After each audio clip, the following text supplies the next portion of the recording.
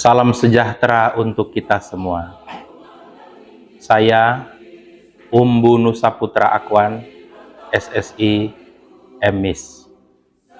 Adalah dosen tetap di Sekolah Tinggi Filsafat Gereja Kristen Injili Ishak Samuel Keina Jayapura. Khusus pada program studi pendidikan agama Kristen.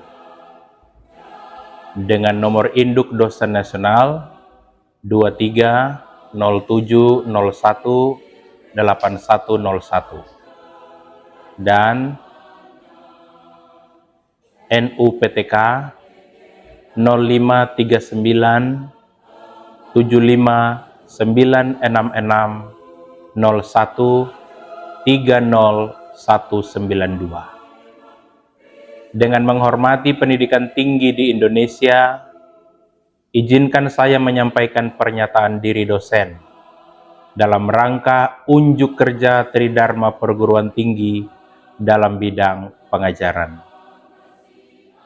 Video ini dibuat dalam rangka proses sertifikasi dosen yang diselenggarakan oleh Kementerian Pendidikan Tinggi, Sains, dan Teknologi tahun 2025.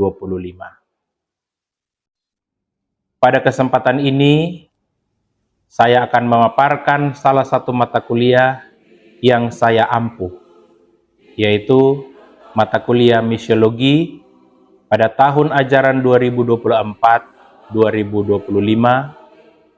dengan beban studi 2 SKS. Mata kuliah Misiologi dikhususkan bagi mahasiswa semester 3. Mata kuliah ini termasuk rumpun praktika yang bertujuan membekali mahasiswa dengan pemahaman konseptual dan praktis mengenai pekabaran Injil yang menjadi tanggung jawab utama umat Kristen secara umum, juga tanggung jawab gereja secara kelembagaan. Proses pembelajaran pada mata kuliah ini meliputi tatap muka langsung di ruang kelas dengan sistem konstruktivisme yang memfokuskan pada keterlibatan aktif mahasiswa dalam membangun pemahaman. Pembelajaran berlangsung selama 16 minggu sesuai dengan kalender akademik yang dirancang sesuai capaian pembelajaran dan capaian pembelajaran mata kuliah yang disusun dalam rencana pembelajaran semester dan dapat dikirim melalui email maupun grup WhatsApp kelas Misiologi. Metode pembelajaran yang digunakan adalah Student-Centered Learning yang memberikan keterlibatan aktif mahasiswa untuk bertanya dan mengemukakan pendapat. Mahasiswa dapat berkreatif serta inovatif selama proses belajar mengajar berlangsung. Pokok-pokok materi misiologi mencakup 1. Studi atas amanat agung dan pengutusan gereja. 2. Analisis konteks budaya pengutus dan penerima Injil. 3. Refleksi historis terhadap perjalanan misi sejak era kitab suci hingga kontemporer.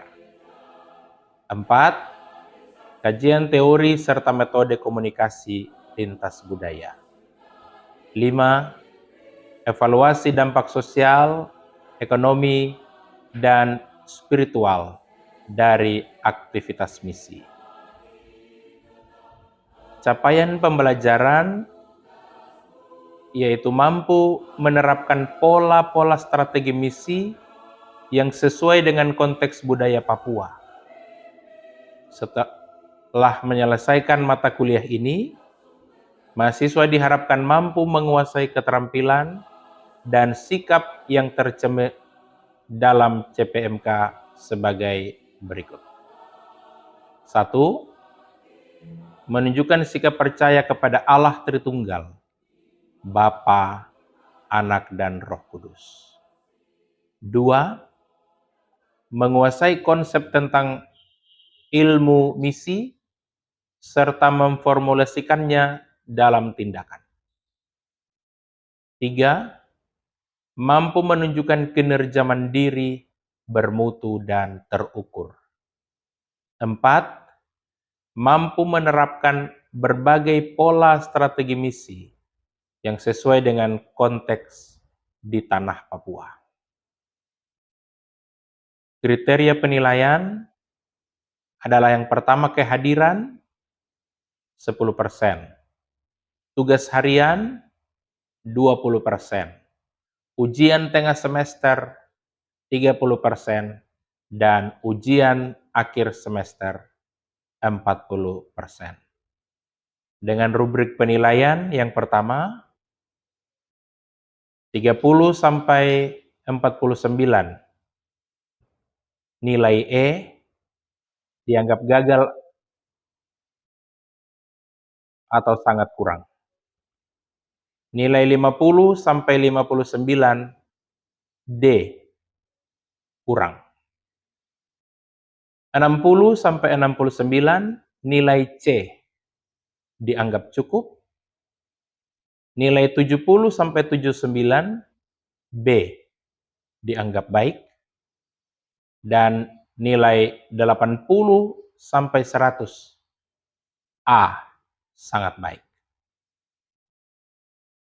Melalui pengajaran ini, saya berkomitmen untuk mendukung pencapaian tujuan pendidikan tinggi serta terus berkontribusi dalam pengembangan ilmu dan kompetensi mahasiswa melalui pelaksanaan Tridharma perguruan tinggi secara konsisten dan berkelanjutan. Berikut tayangan video pengajaran saya untuk mata kuliah misiologi.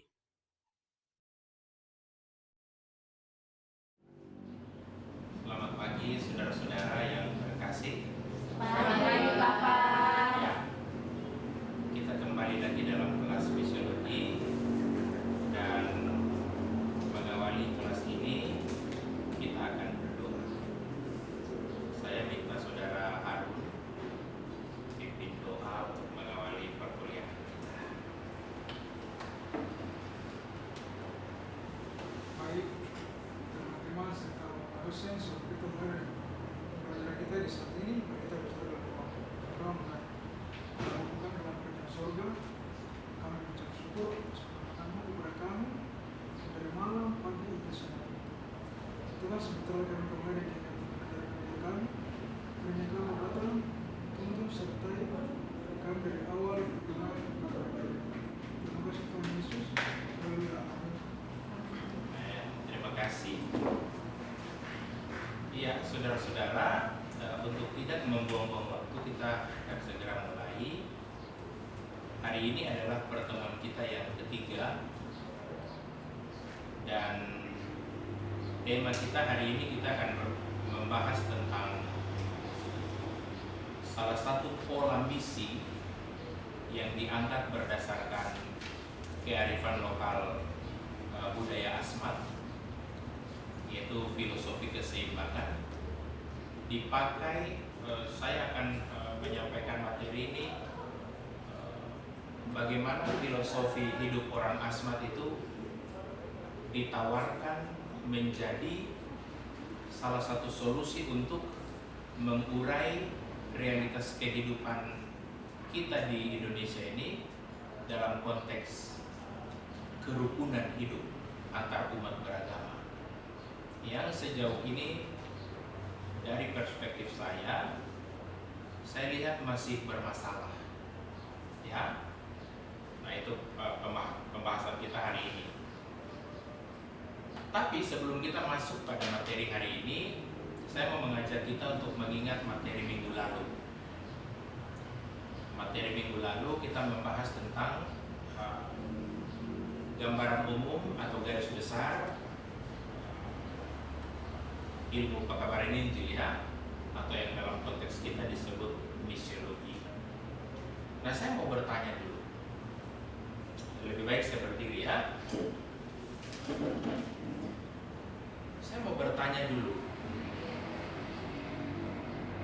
Apakah saudara-saudara masih mengingat apa yang dimaksud dengan misiologi? Ada yang mau memberi komentar? Apa yang dimaksud dengan misiologi? Oke, silakan. Dan saya paham, misiologi adalah ilmu misi yang membahas tentang tugas pekabaran Injil. Ilmu misi yang membahas tentang tugas pekabaran Injil. Terima kasih. Kita tepuk tangan dulu. Ada lagi? Boleh. Ya, silakan ditambahkan. Misiologi secara keseluruhan itu pembelajaran tentang misi sedunia yang dimulai dari pekerjaan Allah dan diteruskan oleh manusia. Oke, terima kasih. Secara keseluruhan, misiologi adalah ilmu pekabaran Injil yang dimulai dari apa yang telah Allah kerjakan. Lalu Allah kemudian melimpahkan pekerjaan itu kepada manusia. Terima kasih, kita juga beri tepuk tangan. Adakah yang mau menjawab dari pengertian misiologi, misalnya dari sisi etimologi, dari pengertian berdasarkan bahasa atau berdasarkan kata dan suku kata yang dipakai? Ada?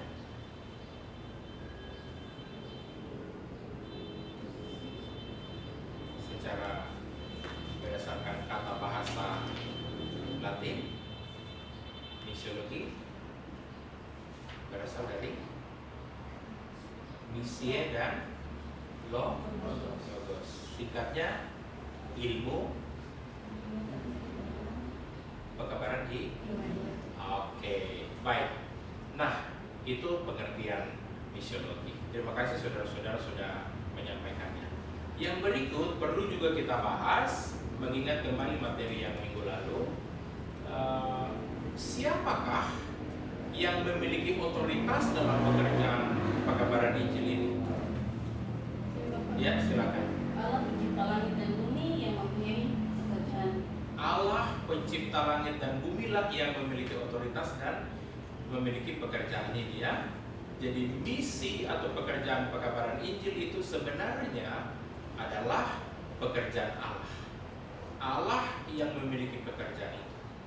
Setelah Allah mengerjakannya, Dia kemudian meneruskan pekerjaan itu kepada manusia. Jadi ketika ada orang atau sebuah lembaga mau mengerjakan tugas pekabaran Injil atau memberi diri untuk tugas pekabaran Injil, dia harus selalu mengingat bahwa pekerjaan ini adalah pekerjaan Allah. Dia dilibatkan Allah, dipilih dan dilibatkan Allah untuk ada dalam pekerjaan besar ini. Begitu ya? Oke. Yang terakhir sebelum kita masuk pada materi inti. Ketika Allah telah mengerjakan tugas pekabaran Injil dan melimpahkan tugas itu kepada manusia, maka tentunya ada cara yang harus dipakai oleh manusia untuk menjalankan tugas pekabaran Injil.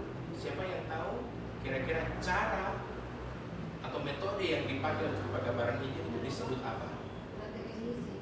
Oke, terima kasih. Cara yang dipakai untuk mengerjakan tugas pekabaran Injil disebut strategi misi. Ada banyak strategi misi, dan salah satu strategi yang dipakai adalah sesuai dengan materi kita hari ini. Saya menggunakan salah satu filosofi hidup orang Asmat, yaitu bahasa Indonesianya adalah berjalan dengan penuh keseimbangan. Sebagai salah satu tawaran strategi misi untuk mengurai atau menjadi sebuah tawaran bagi negara kita untuk melihat persoalan-persoalan terkait kehidupan kerukunan antar umat beragama di negara kita. Oke, saya memberi judul materi di hari ini yaitu Indonesia yang berbineka namun tak rukun. Ya.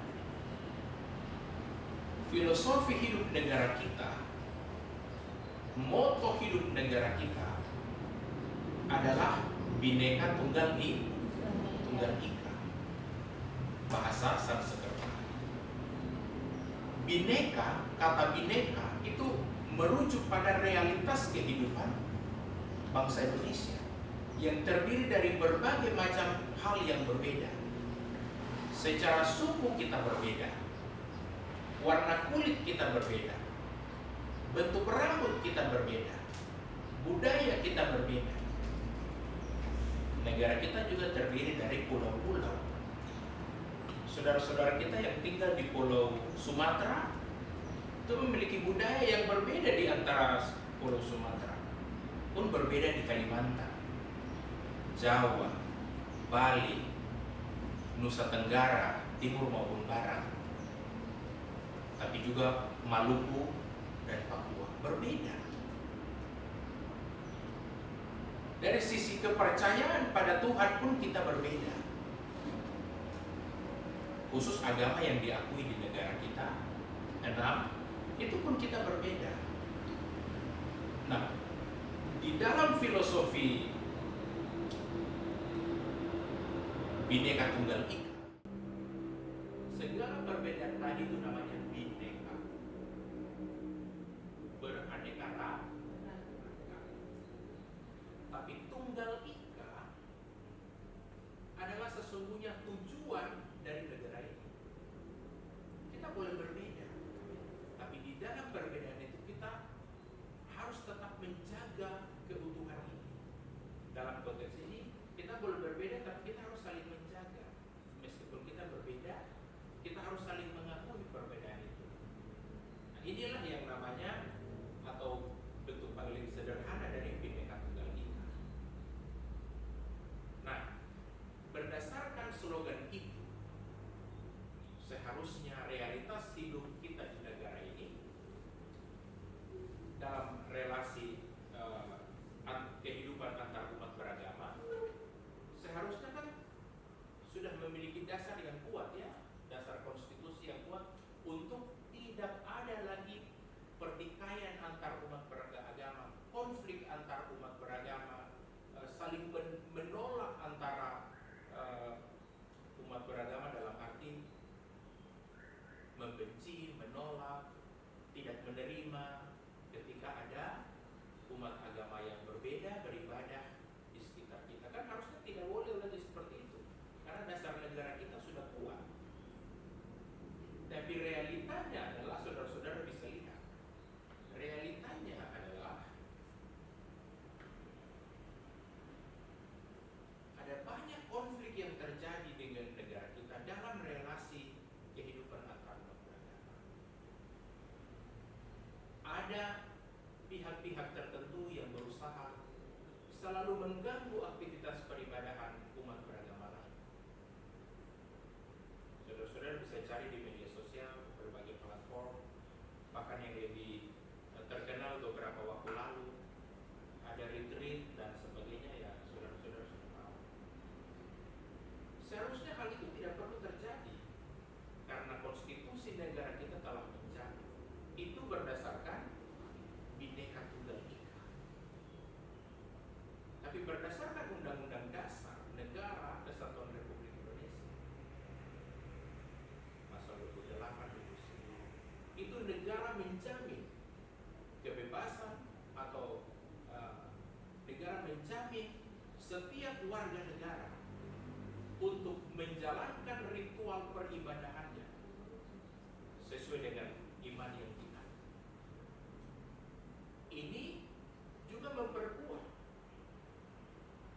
sehingga tidak boleh lagi ada sebenarnya konflik-konflik atau ya hal-hal yang jauh dari kata rukun itu. Tapi saudara-saudara bisa lihat. Nah, dalam realitas Indonesia yang seperti ini hari ini, pasti sudah banyak hal dilakukan untuk mencari solusi.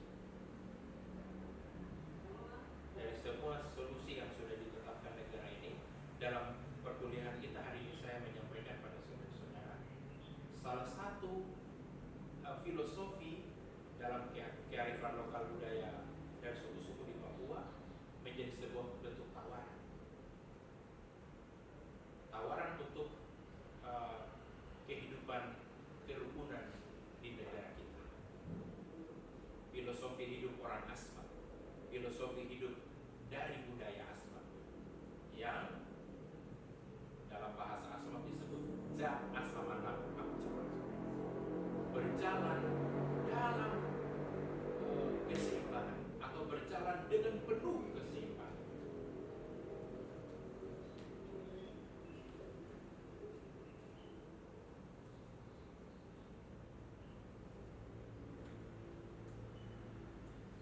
Ya, berjalan dengan penuh keseimbangan. Saya akan menjelaskannya secara garis besar. Yang dimaksud dengan berjalan dalam bentuk keseimbangan itu, saudara-saudara, dalam filosofi hidup orang Asmat itu ada 3 bentuk keseimbangan yang harus dijaga. Keseimbangan yang pertama adalah menjaga relasi antara manusia yang hidup saat ini dengan roh-roh yang ada di sekitarnya, roh-roh alam, roh-roh nenek moyang, roh-roh yang diyakini sebagai penguasa. Keseimbangan hidup antara manusia yang hidup saat ini dengan roh-roh nenek moyang dan roh-roh itu dijaga. Yang kedua, menjaga relasi keseimbangan antara sesama manusia, makhluk hidup, sesama manusia. Misalnya saya menjaga relasi saya dengan saudara-saudara, saya harus jaga. Itu penting. Itu prinsip keseimbangan yang kedua. Sementara prinsip keseimbangan yang ketiga adalah menjaga relasi keseimbangan antara manusia dengan makhluk-makhluk lain, hewan dan tumbuhan. Sebelum saya masuk pada pengertian dari 3 konsep keseimbangan tadi, saya mengajak saudara-saudara lihat cara mendayung orang Asmat. Kalau saudara-saudara melihat cara mendayung orang Asmat, saudara-saudara lihat perahu mereka. Saudara-saudara lihat perahu mereka. Ini hanya seperti kayu buas saja ya yang digali tengahnya. Kalau saudara-saudara yang di pesisir pantai, Teluk Cendrawasih misalnya, itu ada yang namanya semang-semang sebagai penyeimbang. Saudara-saudara di Asmat seperti itu. Yang kedua, kalau saudara-saudara lihat cara mereka mendayung, mereka berdiri. Ini filosofi keseimbangan bisa dijelaskan dari sisi ini. Apa tujuan mereka berdiri? 1, untuk menjaga keseimbangan perahu itu. 2, dengan berdiri mereka mampu melihat ke depan dan melihat ke sekeliling. Apakah di sana ada gelombang yang perlu dihadapi supaya persiapannya dilakukan sejak ini? Atau apakah di depan sana ada musuh atau ada bahaya supaya persiapannya dilakukan sejak ini? Berdiri ketika mendayung juga bisa berarti untuk menunjukkan eksistensi, keberadaan, kekuatan, kegagahan. Mereka berdiri. Nah ini yang namanya berjalan dalam keseimbangan. Berdiri untuk menjaga keseimbangan, untuk menjaga kekuatan dan bergerak bersama sehingga mencapai tujuan bersama. Nah ini hanya digambarkan. Nah, keseimbangan dalam bentuk kehidupan sehari-hari dari 3 hal tadi yang sudah saya jelaskan itu juga bisa ditampilkan dalam bentuk realitas kehidupan lain. Misalnya dalam jalan ketika mereka bergerak bersama menuju satu tujuan. Komunitas orang Asmat misalnya lebih dari 2-3 orang begitu berjalan bersama. Yang dimaksud dengan berjalan dengan penuh keseimbangan itu artinya jalan, tapi lihat kiri kanan, lihat muka belakang, lihat sekeliling ada musuh, ada bahaya, itu pertama. Kedua, jalan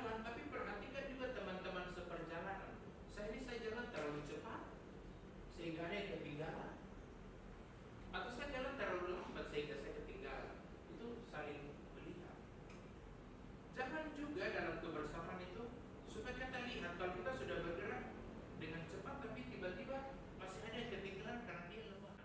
Itu sudah bagus. Ada juga sebaliknya. Saudara-saudara yang muslim menjalankan ritual ibadahnya, saudara-saudara yang Kristen menjalankan, itu sudah baik. Tapi di beberapa tempat hal-hal ini selalu tidak. Itulah sebabnya perlu tawaran itu. Nah, saudara-saudara yang terkasih, saya pikir ini penyampaian saya. Filosofi hidup orang Asmat, Ja Asamanam Abcamar, dijadikan salah satu tawaran hidup dalam realitas kehidupan umat Indonesia, bangsa Indonesia yang selalu terjadi konflik antar umat beragama. Jadi ini disampaikan sebagai salah satu tawaran, sebagai salah satu strategi misi berdasarkan kearifan lokal dari budaya-budaya di Papua. Saya sampai di sini, mungkin ada yang mau bertanya? Saya Bapak, Ya, silakan. sejauh mana Bapak yakin bahwa filosofi orang Asmat mampu menjadi solusi dalam hidup rukun Bhinneka Tunggal Ika? Ya, terima kasih untuk pertanyaannya. Saya sebagai orang yang mengajar dan menawarkan ini, saya sangat yakin. Saya sangat yakin dengan filosofi ini. Pertama, negara sudah memiliki alat-alat kelengkapan untuk menguatkan kehidupan beragama yang rukun. Ada Bhinneka Tunggal Ika, ada Undang-Undang Dasar, ya, ada Pancasila. Lalu ketika ini seolah-olah ada tapi tidak terlalu difungsikan, filosofi hidup keseimbangan berdasarkan budaya Asmat diberi sebagai tawaran. Saya sangat yakin ini bisa menjadi salah satu solusi, karena 3 prinsip keseimbangan itu sebenarnya merupakan realitas kehidupan manusia, merupakan realitas kehidupan bangsa atau umat manusia, ya. Manusia siapapun dia itu, dia dalam hidupnya dia akan selalu menjaga relasinya dengan Tuhan. Dan kalau dia menjaga relasinya dengan Tuhan, harus terwujud juga dengan dia menerapkan ajaran-ajaran Tuhannya kepada siapapun orang di sekitarnya. Dia bisa menjadi sosok yang dituntun oleh imannya untuk berlaku hidup baik tanpa melukai orang lain yang berbeda. Dan kemudian manusia juga memiliki realitas kehidupan, yaitu manusia kan adalah makhluk hidup yang tidak bisa hidup sendiri. Dia harus hidup dengan makhluk lain, terutama dengan manusia lain. Dan manusia lain itu artinya sesama manusia meskipun mereka berbeda, suku, bahasa, bangsa, atau budaya, agama. Meskipun berbeda secara hal-hal tadi, tapi sebagai makhluk yang disebut manusia itu, manusia memiliki kebutuhan dasar untuk